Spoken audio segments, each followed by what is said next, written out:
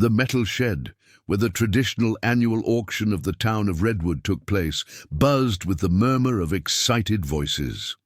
It was a hot September afternoon, and the sun streamed through the cracks in the roof, illuminating particles of dust that floated like tiny golden dots. The atmosphere was a mixture of the smell of old wood, gasoline, and cotton candy sold from makeshift carts outside. Entire families occupied the makeshift bleachers, while the more experienced aides gathered near the stage, vying for the best position to view the items. Among them was Ethan Walker, a thin, simply dressed 16-year-old boy with bent glasses. He worked after school at a car wash, cleaning cars for $5 an hour. He didn't have much, but he had a firm purpose that afternoon, and that kept his jaw clenched and his eyes fixed on the stage. His father, Mark Walker, had died 2 years earlier, leaving behind only a few toolboxes and a story that no one seemed willing to tell in full. Ethan had grown up hearing that his father had been a good but unlucky man, but recently he had discovered something unexpected. His father had owned a rare object that had disappeared before his death, and which, for some reason, had turned up on that year's auction list. On the other side of the hall, well-dressed in a dark blue blazer and a Swiss watch gleaming in the light, stood Richard Coleman, a local millionaire known for his arrogance and for buying anything that interested him, not just for its value, but to show off his wealth. Owner of half the city's industrial land and a transportation company, Richard enjoyed being the center of attention, especially when he could publicly humiliate someone. Seeing Ethan among the participants, he flashed a sly smile, the kind that blends mockery with superiority. The object this time was a solid wooden box, seemingly ordinary except for the symbol carved into the lid, 3 intertwined circles. It was the same symbol Ethan recognized from an old photograph of his father, kept at the bottom of a drawer. There, in that faded image, his father held that box with a glint in his eyes that the boy had never forgotten. To the crowd, it was just another curious item. To Ethan, it was the last piece missing to understand what really happened to his father. When the auctioneer announced, Item 42, handmade cedar box, found in an old warehouse, starting bid, $50. Ethan felt his heart race. It was a lot, almost all the money he had saved in the last 4 months. Still, he held up the number on the paper with a trembling hand. Richard, seeing this, let out a laugh loud enough to make the people nearby turn their faces away. "Let the poor man place his bid," he murmured, with a crooked smile. Some laughed along, others looked away awkwardly. Ethan pretended not to hear. $50. We have 50. Who'll give more? Ethan kept his gaze fixed on the stage, even though his stomach was churning. Richard raised his sign without looking at the object. Chem. Ethan clutched the number in his hands.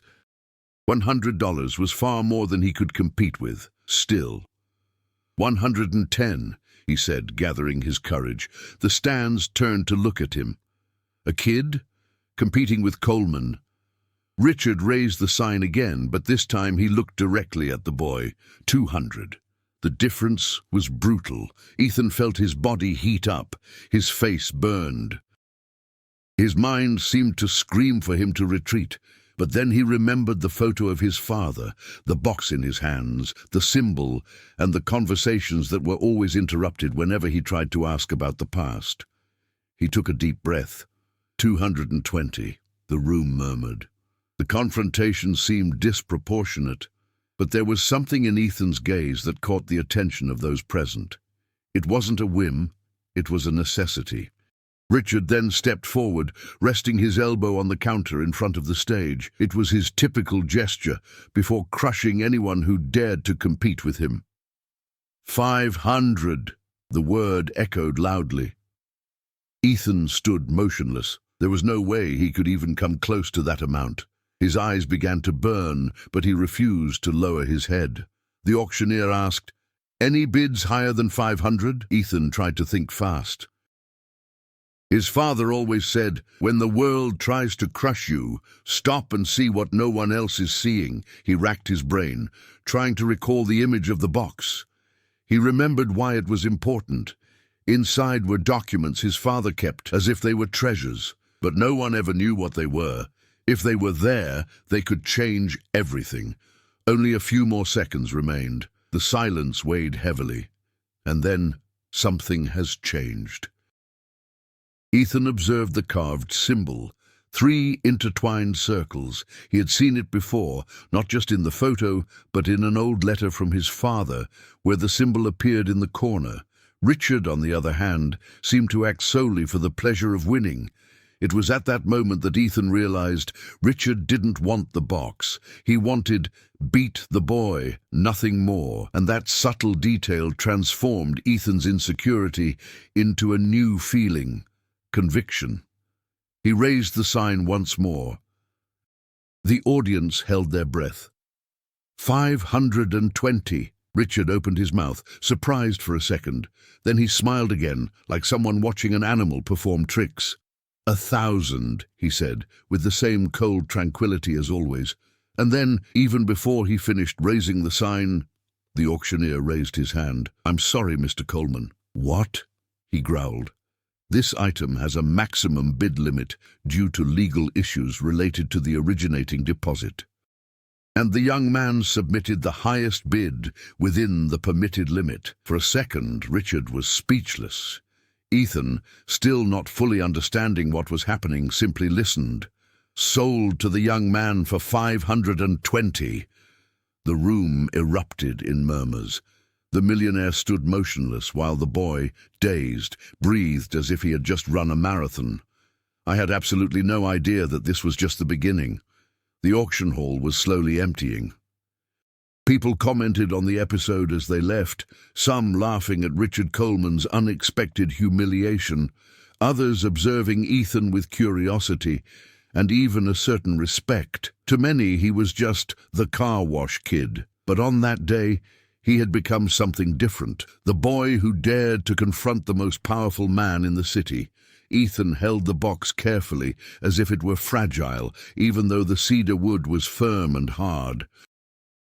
The symbol of the 3 intertwined circles now seemed even deeper, as if it held something that had waited decades to be revealed. He was walking outside when someone touched his shoulder. It was Tom Harris, one of the auction's longest-serving employees. With a trimmed white beard and a weary look, Tom had a reputation for having seen too much behind the scenes at Redwood. "Boy," he said, looking at the box with a serious expression, "do you know what you're taking?"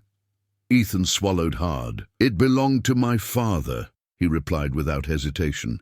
Tom raised his eyebrows. "Your father? What was his name?" "Mark Walker." The man stood motionless for a few seconds. Then he sighed deeply, like someone recalling something they didn't want to. "I remember him," she said finally. "He was a good man. He had his secrets, but he was good." Ethan gripped the box tighter in his hands. "What secrets?" he asked, trying not to sound desperate. But Tom shook his head firmly. "This is not something to be discussed here. Just be careful. Not everyone liked your father back then." Before Ethan could insist, Tom walked away, disappearing among the people still leaving the warehouse. This only increased his unease. His father had been just an ordinary laborer, or so everyone said. He'd never had money, never been involved in anything grand. And then, suddenly, a mysterious box appears, a strange symbol, and people talking about secrets. Ethan walked down Redwood's main street, past worn facades and small shops. The town was typical of the American Midwest, quiet, too peaceful, with that feeling that every corner held stories no one told. Small towns have long memories, and sometimes dangerous memories. Upon arriving at the car wash where he worked, he found his boss, Linda Morales, locking the office door. A tough but fair woman, Linda had known Ethan since he was 11 years old, when he started doing odd jobs to help at home. "I saw what happened at the auction," she said, crossing her arms. "It was brave, reckless, but brave." Ethan tried to smile. "I needed to get this," he replied, showing the box. Linda stared at the object for several long seconds. "This smells like trouble," he commented. "Your father messed with things I didn't understand at the time." "And I don't think anyone else did." Ethan's eyes widened. "Did you know that too?" She shrugged. "In a small town, nobody knows everything, but everyone knows something." He almost laughed at the phrase, but the weight of the moment wouldn't allow it. "Linda, do you know what this symbol means?" he asked, pointing to the intertwined circles. She frowned, moving closer. "I've seen this before," he murmured. "I think in the old post office building, when they were demolishing it. It was like an emblem engraved on a metal door, hidden behind a false wall." Ethan felt a shiver run down the back of his neck. "Behind a false wall?" "Yes." Nobody explained why. They just said it was part of some old structure. He guarded that information as if it were gold. But before he could ask any more questions, a black pickup truck pulled up in front of the car wash. The engine shut off slowly, as if the driver were preparing to leave with a calculated posture. When the door opened, there he was, Richard Coleman. Ethan felt his entire body stiffen. Richard walked with firm steps, straight posture, and an indecipherable expression. He stopped a few meters from him, looking at him as one observes an object poorly placed in its surroundings. "Boy," he said curtly, "I want to talk." Linda positioned herself next to Ethan. "If you want to talk to him, talk to me in person," she said coldly. Richard ignored it. "Where did you get that box?" she asked Ethan. "At the auction," he replied firmly. "Before that." The millionaire's eyes narrowed. "Whose was it?" "From my father." Richard remained silent for a moment that seemed far too long. "Walker," he murmured, almost to himself. "Of course." That caught Ethan's attention immediately. "Did you know him?" Richard raised his chin, annoyed by the audacity. "It's none of your business. I just want you to know one thing. That box shouldn't be with you." Ethan's gaze hardened. "I'm not going to give it back," he replied. Richard gave a half smile. It wasn't kind, it was predatory. "You still don't understand, kid. I'm not asking, I'm telling you. That this will bring you problems, things you can't handle." Linda stepped forward, placing herself between the two. "That's enough, Richard. Go away. Now." The millionaire observed the woman for a few seconds, then turned his gaze back to Ethan. "You have no idea what you're holding." He got into the car and drove off without looking back. The silence grew heavy. Ethan stared at the box.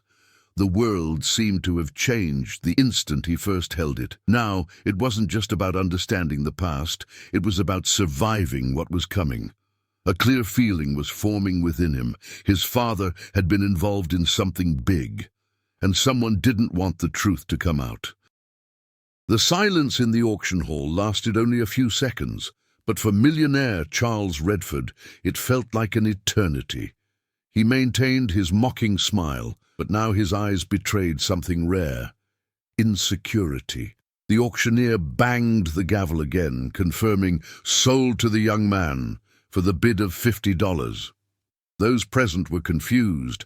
That item, an old, dull wooden box, was worthless, according to everyone there. Why had that boy of simple appearance insisted so much?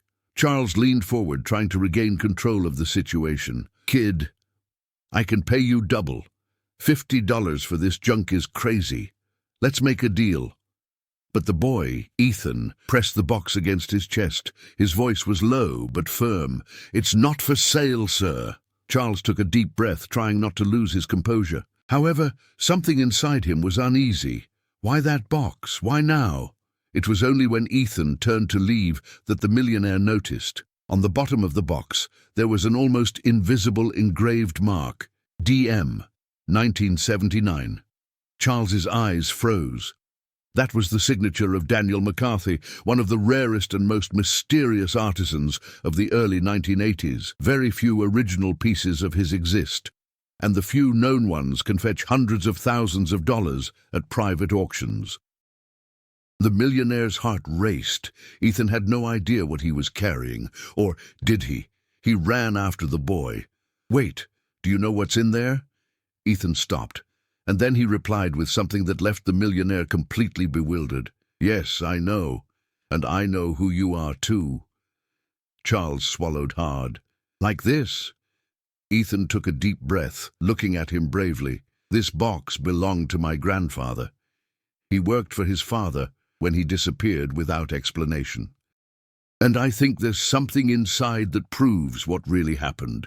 The millionaire turned pale. It wasn't about money anymore. It was about a secret that Charles had spent his entire life trying to erase. If you'd like, I can continue, create the next chapter, add plot twists, develop the characters, or turn it into a complete video script. Do you want to proceed? Ethan left the auction house with quick steps. His fingers trembled as he held the box marked with the initials DM 1979. He felt that for the first time he was closer to the truth about his grandfather's disappearance. But before he could cross the street, a firm hand grabbed his arm. It was Charles Redford. "Kid, you don't understand what you're getting yourself into," he said in a low, tense voice. Ethan broke free immediately. "My grandfather worked for his family for 17 years, and one day he simply disappeared. You said he ran away. But my mother always knew something was wrong. Now I know too." The millionaire looked around. People were starting to notice the argument. "Get in my car. Let's talk somewhere private." "No way." Ethan took a step back. "The box is mine. I bought it, and I'm going to open it at home, with my mother. The right way." Charles took a deep breath, trying to control the panic that was beginning to show. "You don't understand the value of this," he insisted. And it was at that moment that Ethan asked the question that completely changed the tone of the conversation. "Are you talking about the monetary value, or the value of the secret your father kept?" The millionaire turned pale. Ethan continued. "My grandfather was his father's direct assistant. He knew things, documents, records, secret negotiations, and my mother always thought he kept evidence. This box was in the house where he was last seen, the old Redford property." Charles closed his eyes for a moment, as if fighting against old memories. And then, finally, he said, "If you open this box, your life will change. And maybe, not for the better." Ethan pressed the box even tighter against his chest. "My life is already difficult, but living without knowing the truth is much worse." The millionaire then took the most surprising step of all. "Let me go with you. If there really is something inside, I need to see it with my own eyes." Ethan hesitated. But before he could answer, they both heard the sound of tires screeching to a halt. A black SUV pulled up beside them. The back door opened by itself, and a male voice, cold and authoritative, called out, "Boy, hand over the box, now!" The black SUV parked beside the sidewalk seemed out of place in that small town. The windows were completely dark, with no local license plates. As soon as the door opened, Ethan felt a shiver run down his spine. The voice from within repeated, "The box, now!" Charles Redford stepped forward, instinctively placing himself between Ethan and the vehicle. "Who are you?" he asked, trying to sound firm, but the answer didn't come from the hidden voice. It came from the front seat, when the driver's door opened and a man in a grey suit got out. He didn't look like an ordinary criminal. In fact, he looked quite the opposite, someone accustomed to acting with authority. "Mr. Redford," the man said, with an almost polite smile. "It's best not to get involved, not this time." Ethan frowned. "Do you know him?" he asked Charles. The millionaire didn't answer. The silence was answer enough. The man in the suit continued, "Kid, that box doesn't belong to you. It contains federal material, sensitive material, something that should never have been removed from the former Redford property." Ethan gripped the box even tighter. "She was in the basement of the house where my grandfather disappeared. That makes her mine, yes." The man sighed, as if trying to avoid an unnecessary problem. Then he made a hand gesture. The SUV's rear door opened wider, revealing a second man, this one armed. Charles cursed under his breath. "Listen," said the millionaire, maintaining a forced calm. "That's a boy. Don't do that here. We're in public." The man in the suit smiled, but his gaze was icy. "You should know better than anyone that certain things cannot be exposed, not even in public." Ethan looked around. Some people were beginning to understand what was happening, but no one dared to intervene. It was as if everyone sensed that the SUV wasn't just a car, it was a warning. "I'm going to count to 3, said the man. "After that, I can't guarantee that we won't take action." Ethan felt his heart want to burst out of his chest. Charles whispered, "Boy, run behind me." But before anyone could move, something completely unexpected happened. Across the street, a woman shouted, "Ethan, don't give him that box!" It was the boy's mother, and beside her was someone Charles never expected to see again. An elderly man leaning on a cane, walking with difficulty, but alive. His face caused the man in the suit to lose his confident expression, and it made Charles stand still, because the person who appeared was none other than Ethan's grandfather, reported missing 20 years ago. The world seemed to stop when the elderly man leaning on his cane crossed the street. Ethan was breathless. His mother was trembling, barely able to speak, and Charles Redford looked like he'd seen a ghost, because, in a way, it really was. The old man walked with slow but firm steps, demonstrating that he was not there by chance. His eyes, deep and marked by decades of silence, focused directly on the man in the suit. The man in the suit's face hardened. "That's impossible," he murmured. The old man finally stopped in front of Ethan. The boy could barely breathe. "Grandfather?" Her voice broke. The old man touched his grandson's face with a trembling hand, but one full of tenderness. "I'm sorry, kid. I didn't want you to find me like this." Ethan's mother started to cry. "Father, why? Where have you been? Why have you never come back?" Before he could answer, the man in the suit stepped forward. "You should have stayed missing," he said, in a threatening tone. Ethan's grandfather slowly raised his face, without fear. "That's exactly why I came back." Charles Redford finally managed to get his voice back. "Daniel, you're alive. After everything that happened, the old man, Daniel McCarthy, the legendary craftsman, the man whose name was engraved on the box, stared bitterly at Charles. "You owe me the truth, Charles. Your family has owed me the truth for decades." The man in the suit tried to approach, but Daniel raised his cane as if it were a weapon. "Take one more step, and I'll tell you everything. Right here, in front of everyone." The man hesitated. Daniel then turned to Ethan. "My grandson, this box doesn't contain money or jewels. It contains something far more valuable. Evidence. Evidence that I was silenced and used, and that the Redford family fortune didn't exactly come from clean business dealings." Charles reacted immediately. "That's not true. That's not fair, Daniel. I was just a teenager." But Daniel interrupted him. "My father forced me to disappear, and when I tried to return, they tried to silence me forever." Ethan turned pale. He looked at the man in the suit. "Was it you?" The man in the suit didn't answer, but his silence was admission enough. The tension was so heavy it seemed to fill the air. Daniel then placed his hand on the box that Ethan was holding. "It's time to open this up, in front of everyone, so that no one else can try to make me disappear." The man in the suit took a desperate step forward. "No!" But before anyone could stop him, Daniel turned to Charles and said something that would make everything even more unbelievable. "Your father wasn't the only one involved. You know that. And deep down, I think you also know who else was behind it." Charles's eyes widened, because he knew. And he was someone who should never have been mentioned there.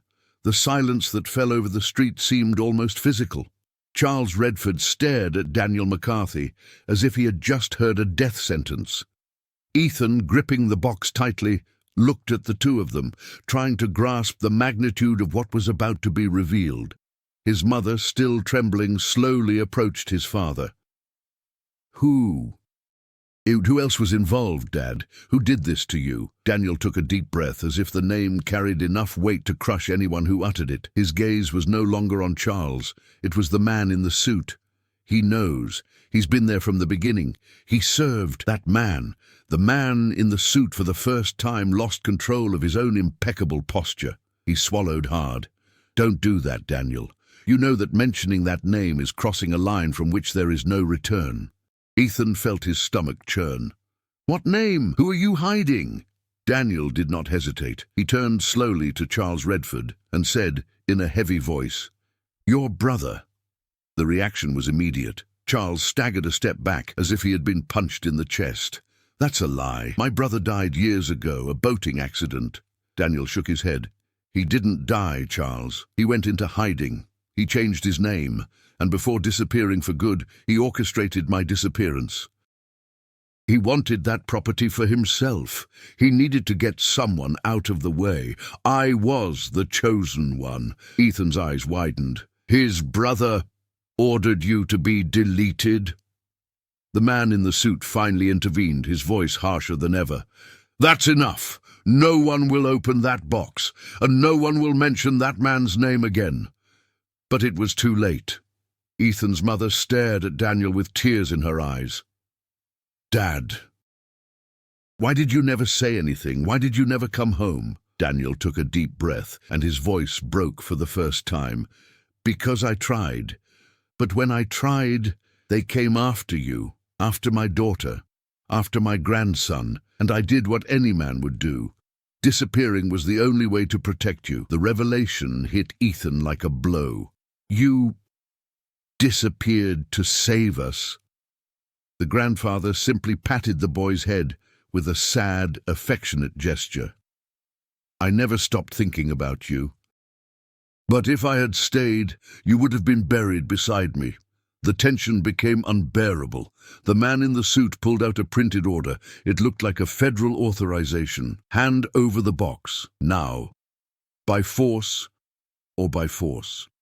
But something unexpected happened at that moment. Charles Redford, still pale, stood between Ethan and the man in the suit. Not like an arrogant millionaire, but like someone who finally realized the magnitude of the lie they had been living. "Nobody touches that box," he said firmly. "If my brother is really alive, then I too have been deceived by him my whole life." The man in the suit narrowed his eyes. "Mr. Redford, this is going to be expensive." Charles replied, "I have money, but he no longer has the power he once had, and I want the truth as much as they do." Daniel placed his hand on the box. He closed his eyes, and he said, "So it's decided. We're going to open." Ethan took a deep breath, his hands trembling.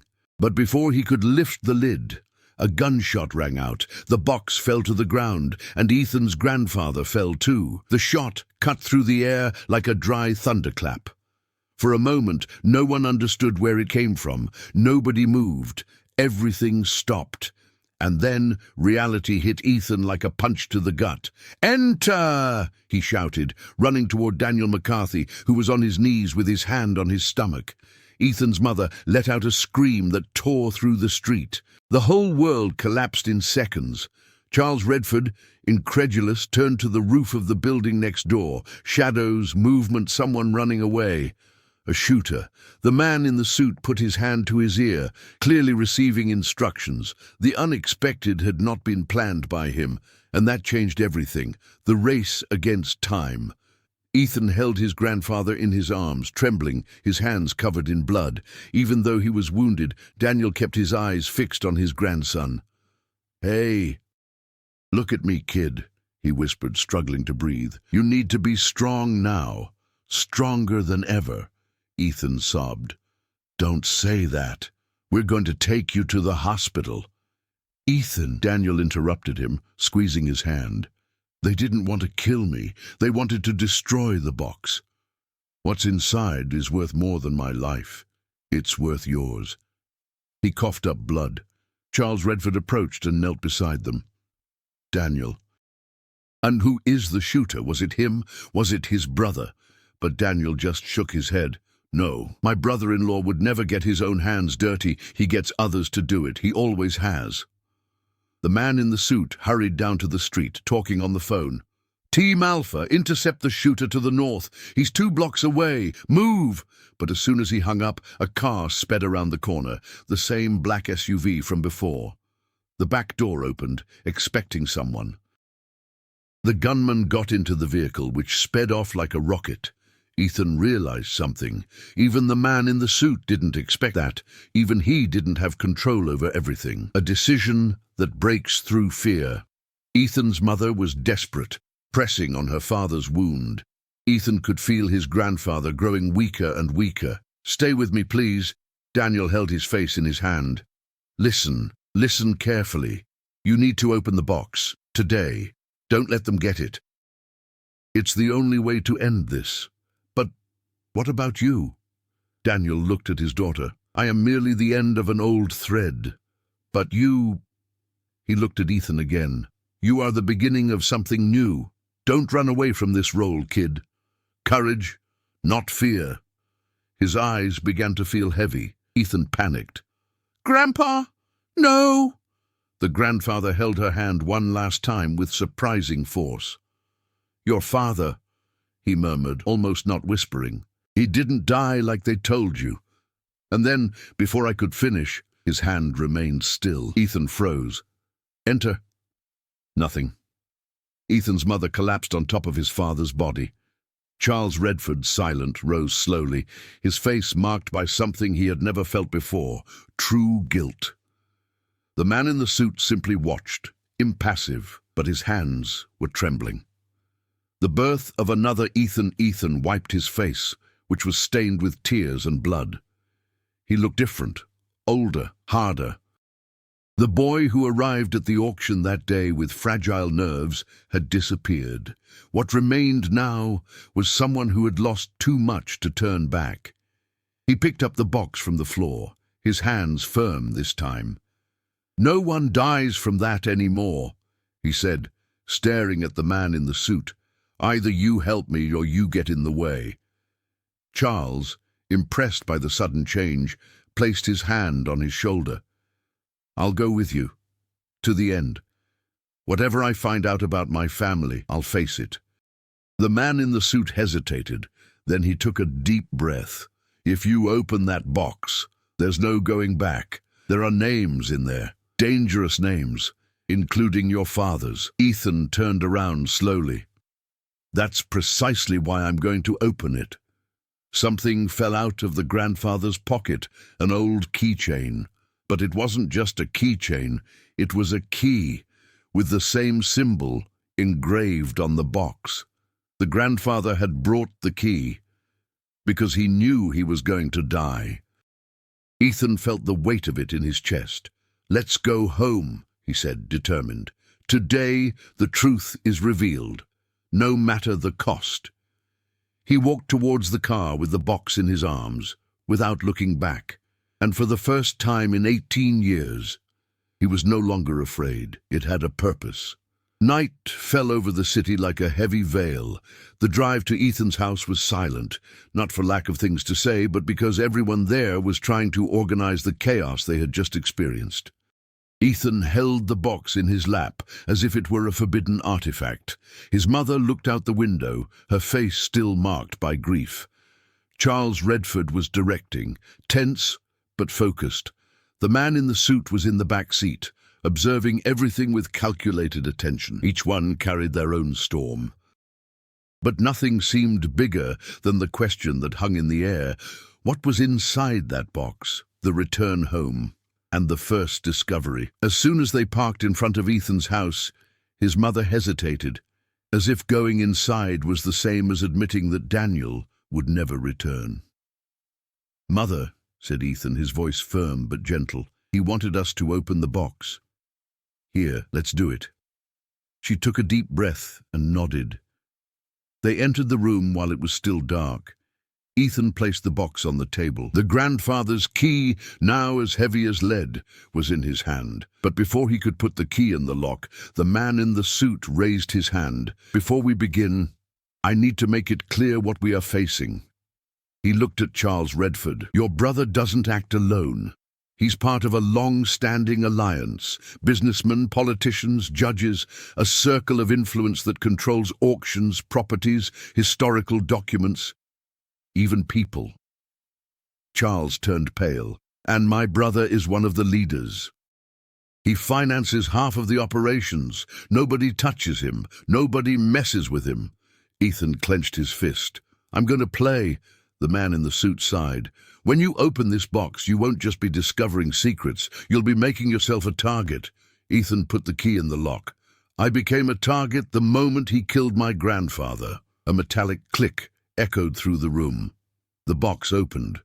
Documents that changed destinies inside it. There were a bundle of old documents, some with official stamps, faded photographs, a blue folder with a symbol that Ethan had never seen before.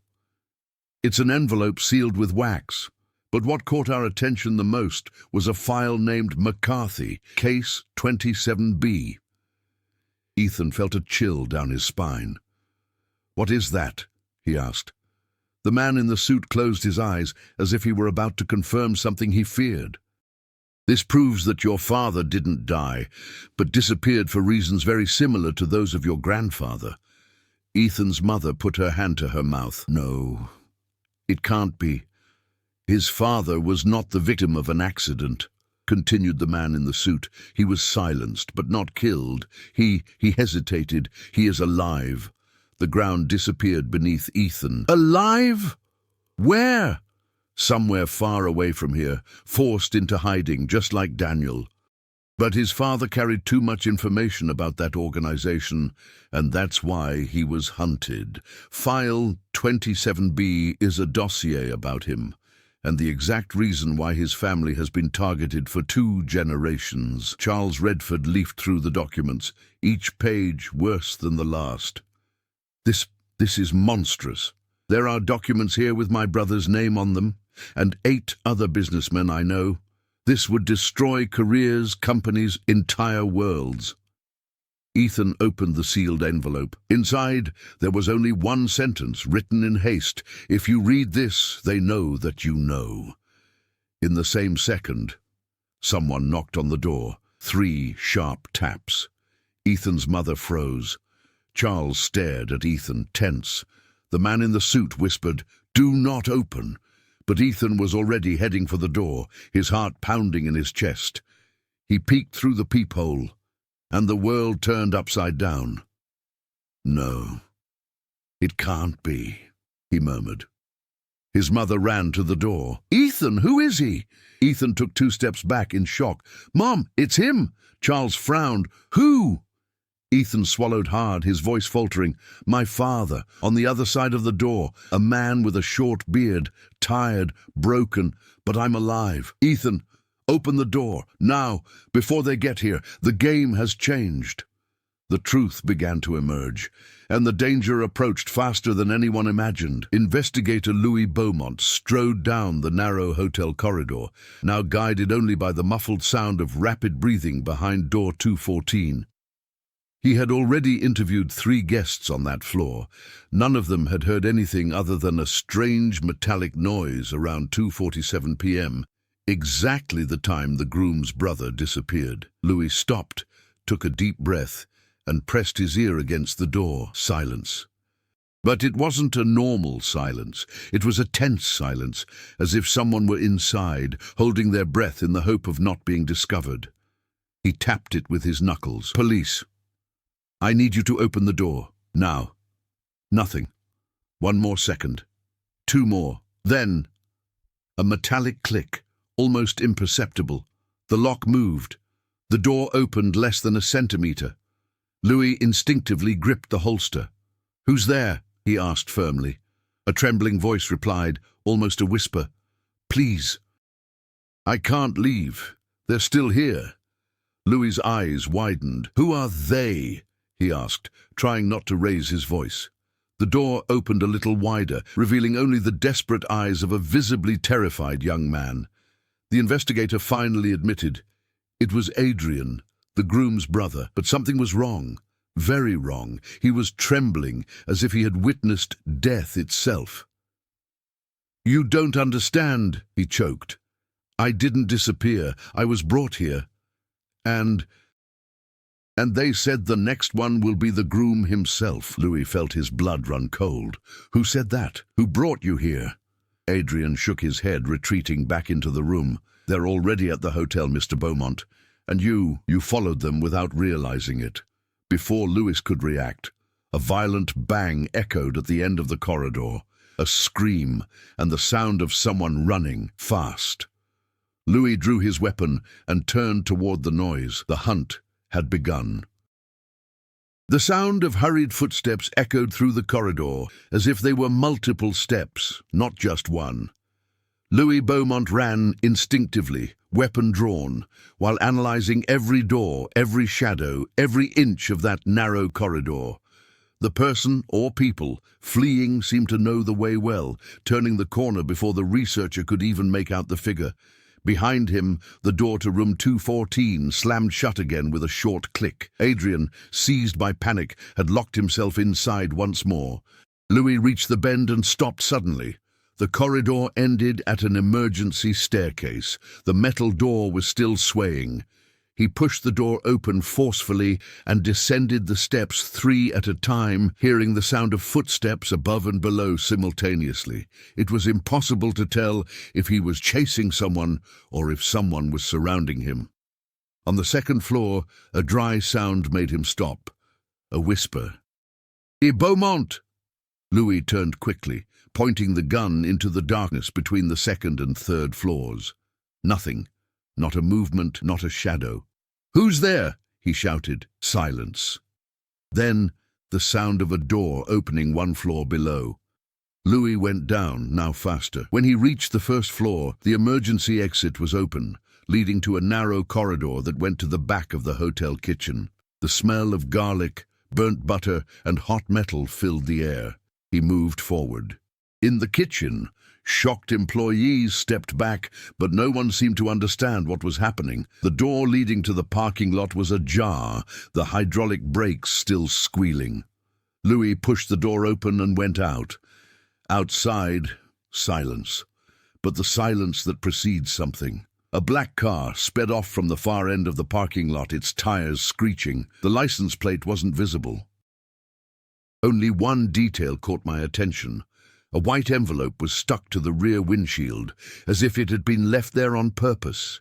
Louis ran to the spot where the car had been seconds before and found the envelope on the ground, swaying in the wind. His name was handwritten, Para Louis Beaumont. He opened it. Inside, just one leaf, one sentence, 3 words. "The groom is next." And, just below, hastily scribbled, "Don't try to stop us." Louis Beaumont swallowed hard, feeling a chill run down his spine. The envelope trembled in his hands as if it carried its own energy. He turned slowly, surveying the empty parking lot, but felt someone's eyes watching him. A metallic clang emanating from the rear of the black car echoed in the silence of the night. He approached cautiously, weapon in hand, and saw something that made his heart stop for a moment. A familiar keychain hanging from the car door handle, the same symbol that was on Ethan's box. Louis understood instantly. It wasn't just a threat. It was an invitation to the final game, a test of courage. Meanwhile, Adrian was still locked in room 214. The groom's brother was trembling, but he began to understand that leaving might be his only chance of survival. Louis took a deep breath. He needed to decide quickly. Follow the black car and risk an ambush, or go back to protect Adrian and risk losing track of the enemy. Before she could make a decision, her phone vibrated. A message from an unknown number. "If you want to save the groom, follow the box. There is no other way." Louis looked at the envelope, then at the black car disappearing down the dark street. The whole world seemed to spin faster. Whatever was inside Ethan's box, or was tracked by the symbol, would determine who would survive and who would fall. He clenched his fist, made a decision, and ran toward the black car, knowing that every second was crucial. The game had truly begun, and no one would get away unscathed. The rain began to fall heavily on the city. Ethan, still holding the box firmly, ran through the deserted streets with Charles Redford by his side. The man in the suit followed discreetly, but always alert, ready to intervene if necessary. Behind them, the black SUV cut through the streets like a shadow, trying to corner the boy and the adults around him.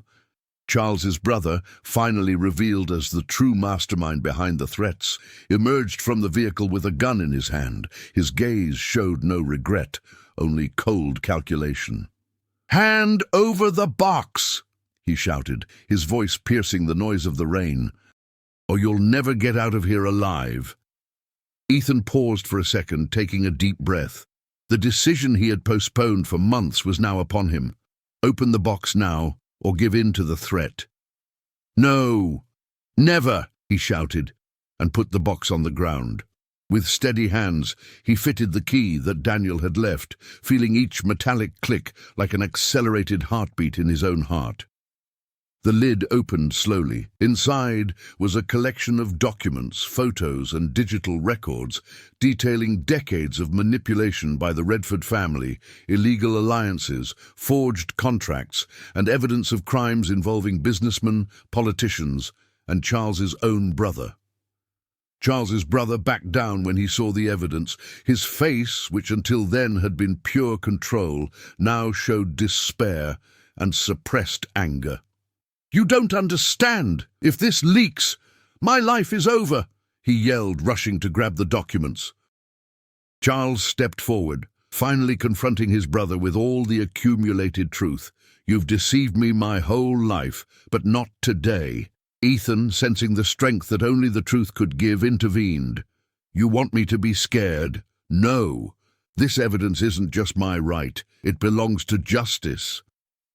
Charles's brother stepped forward, but the man in the suit unexpectedly intervened, knocking his weapon to the ground and holding him down. "This ends now," said the man, finally revealing that his loyalty lay with those who sought the truth, not with those who manipulated power.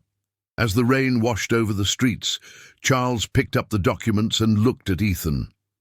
"You did the right thing. Your grandfather would have done the same." And then, the final surprise, Charles's brother, tied up, let out a last whisper. "You don't understand. There's more. My father, he—" But no one listened. Ethan had already realized that the truth never ends once and for all. The important thing was that, at that moment, the box had revealed everything it needed to destroy the cycle of lies and manipulation. Ethan looked up at the grey sky. My heart was still racing, but with a newfound calm. He had faced fear, power, and corruption. He had protected his family. I had finally opened the box, and for the first time in years, he felt that justice was beginning to prevail. The sun began to rise over the city, dissipating the heavy rain that still left the streets glistening. Ethan, still holding the open box in front of him, stared at the scattered documents, feeling the weight of everything that had just been revealed. Charles Redford stood beside him, quieter than usual. The arrogance that had always accompanied him had turned to reflection. Finally, he understood that wealth and power protected no one from ancient secrets or their own conscience. Charles's brother was taken into police custody, accompanied by the man in the suit, who now revealed himself to be a special agent from the Corruption Investigation Division, committed to justice above family loyalties. The evidence inside the box would ensure that he and other accomplices would be prosecuted, not just for recent actions, but for decades of crimes and manipulations. Ethan's mother held her son tightly, tears mingling with the rain that still dripped from her hair and clothes. "You saved your family, Ethan, and did what your grandfather always wanted." Ethan took a deep breath, feeling for the first time that he no longer had to carry the fear alone.